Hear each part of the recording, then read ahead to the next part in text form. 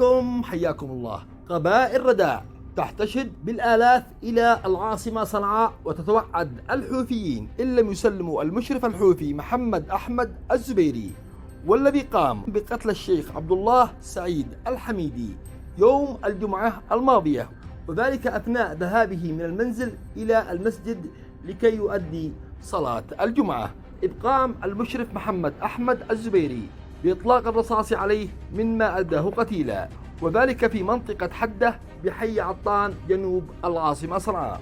كما أيضا قالت مصادر أن قبائل رداع تداعت إلى صنعاء مدججة بالأسلحة الثقيلة والخفيفة أيضا، وحذرت جماعة الحوثيين مطالبة بتسليم القاتل محمد أحمد الزبيري، والذي قام بقتل أحد مشايخها البارزين. هذا وقد اجتمعت قبائل رداع وأبناء قبيلة الحميدي في مناطق مختلفة في العاصمة صنعاء بخصوص قضية مقتل الشيخ عبد الله سعيد الحميدي، والذي أقدم على قتله المشرف الحوثي عمدا وعدوانا. ويعرف القيادي الحوثي محمد أحمد الزبيري بالبلطجة ونهب الأراضي للمواطنين والحدائق العامة بالعاصمة صنعاء، حيث وقد نهب حديقة عطان ومن ثم باعها على المواطنين بقطع صغيرة، والتي تبلغ مساحتها 160 لبنة، وقد لقي شق مصرعه قبل 4 سنوات على تلك الأراضي بعد أن رفض أحد أبناء حي عطان نهبه للحدائق العامة وممتلكات بعض المواطنين.